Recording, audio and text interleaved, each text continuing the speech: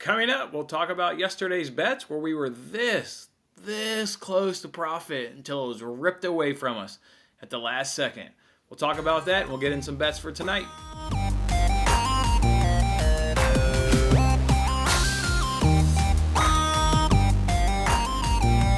Hey, what's going on, everybody? It's Jason Mattis with Winning Bets. Thanks for hanging out with me on this episode, the Thursday edition here of Winning Bets, where we give out free sports picks every single day.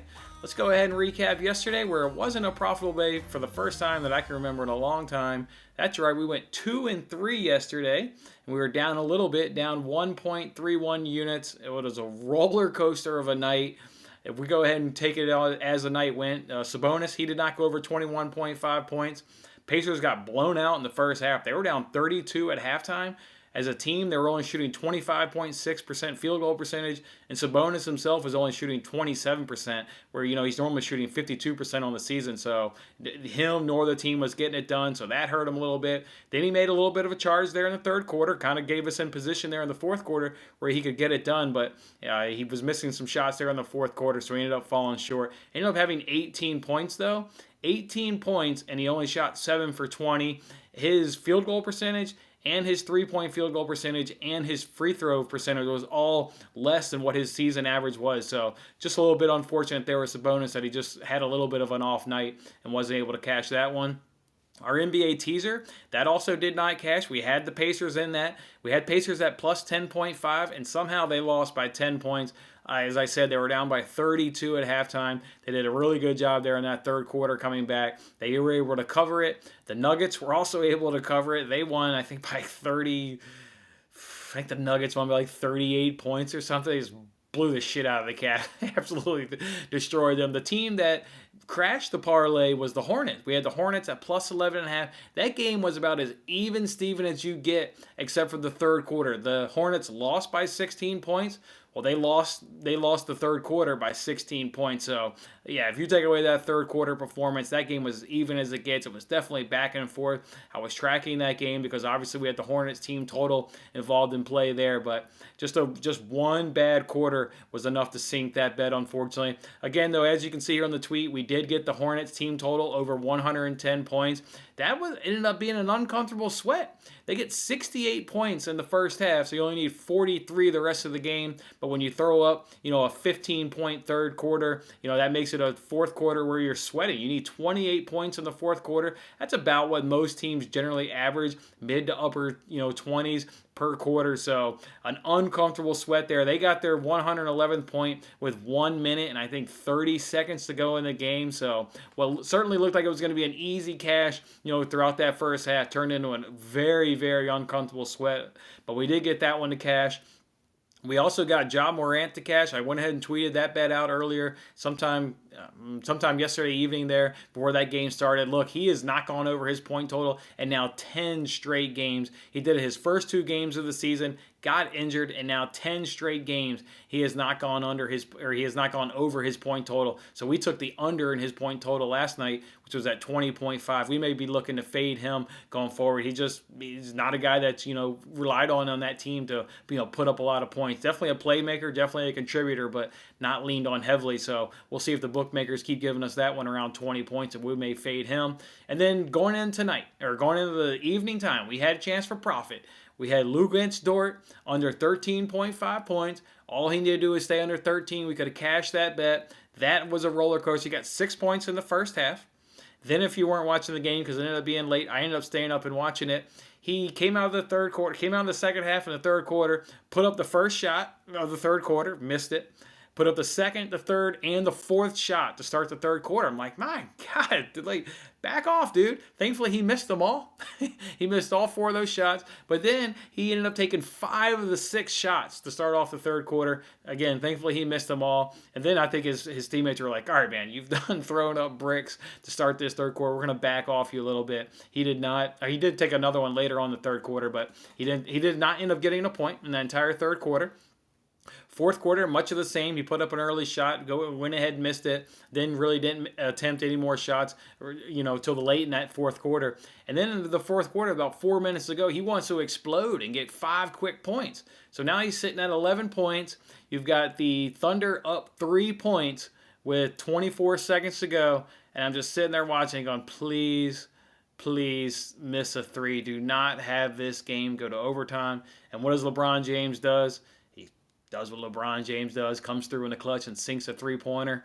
So then, you're like, all right, well, the game's going to overtime. Now I got to, continue this sweat for 5 more minutes. But before we got to the sweat in overtime, my boy Doyer wanted to jack up a three at the end of regulation. Obviously, if that went in, it would have crashed the bet. It did not go in, obviously, because the game went to overtime. He goes to overtime, and he wants to be the playmaker of that game. He gets 6 points in the overtime. Ends up the game with 17 points. So just unfortunate there that game went to overtime and gave him an opportunity to ruin our bet there. So I think the theme of that night was just bad luck. Bad luck on Sabonis. That teaser parlay, really, really bad luck that the Hornets just had a crap third quarter. And then Dort, just kind of bad luck there, that we ran into, him having to go in overtime there. So, but thankfully we got 2 wins, limited the damage a little bit. Still positive on the week, little over a unit, but, I'll take some positivity all day long.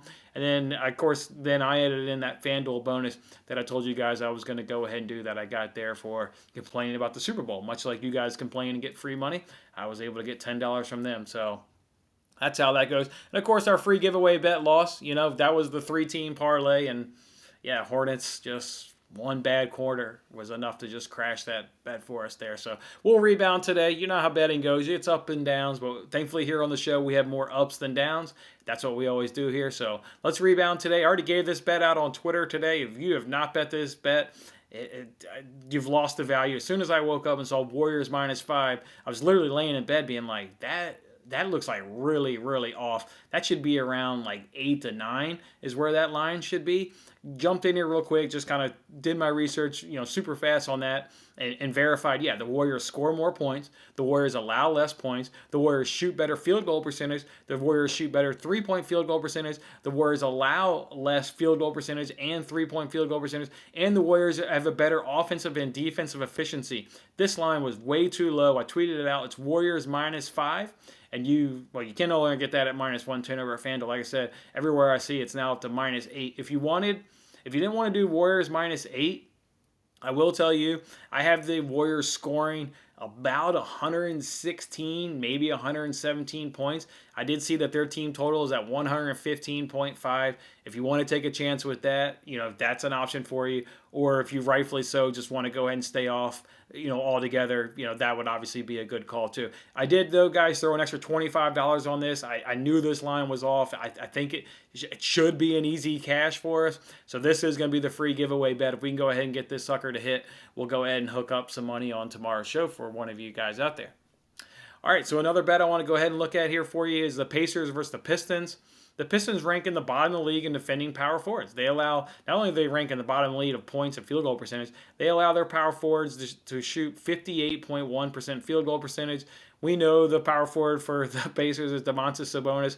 We obviously know him. If you're sitting there cringing because, he crashed a bet last night, you can't be scared. You can't let one performance ruin it, right? We've had bets where a guy cashes one night, then we back him the next night and he doesn't cash, or the vice versa. There's a guy that doesn't cash, and then he comes right back the next night and cash. So I'm not letting last night's performance scare me off. Again, he shot less field goal percentage, 3-point field goal percentage, and free throw percentage on what he does on the average. So I'm not scared off. I'm a better in terms of I bet data, I bet numbers, I bet trends.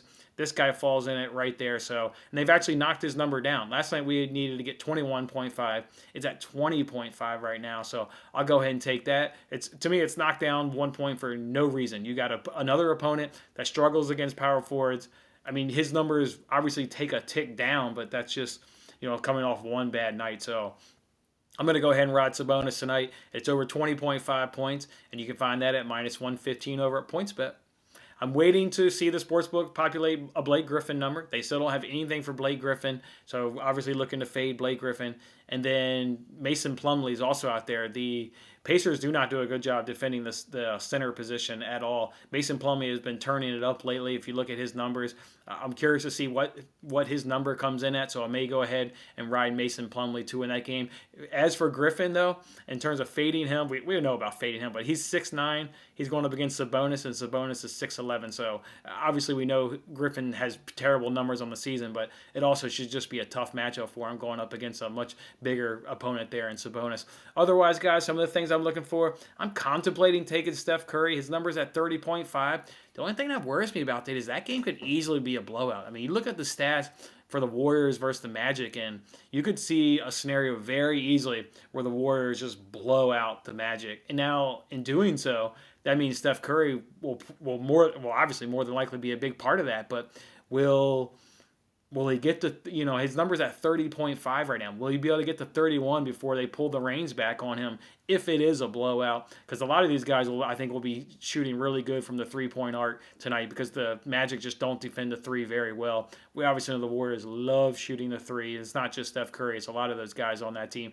Wiggins and Oubre as well. So a potential for a blowout, that scares me. And the same reason why I'm also a little bit hesitant right now to fade Draymond Green. Same potential blowout. Maybe he could. The Magic just don't have a very good defense. So this could be a night where even Draymond chips in. They've got his number at 6.5. I did see it at 7.5 at another book. A little more juice. I would pay the more juice if I do the fade and take the 7.5, but at this moment I'm just a little bit hesitant to do that right now. And then the other thing I'm looking at is they don't have any real Magic players posted because they've got some injuries going into that same game. The Warriors do an excellent job at defending the shooting guard and the point guard position, but again, Magic have some players questionable for this game, so that's why we don't have numbers on the Magic players. So may look to maybe fade either the shooting guard or the point guard in that game. So those are the things I'm kind of keeping on my radar.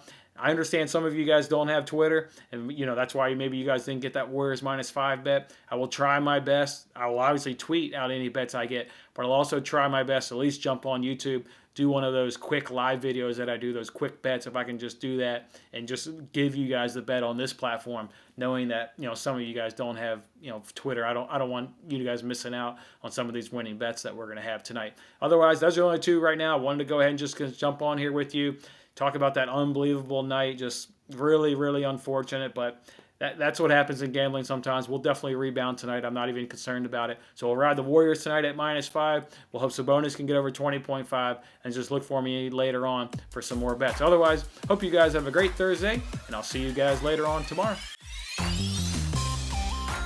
Thanks for watching this episode of Winning Bets. I'm Jason Mattis. I'll see you again when we are celebrating the wins and making more winning bets.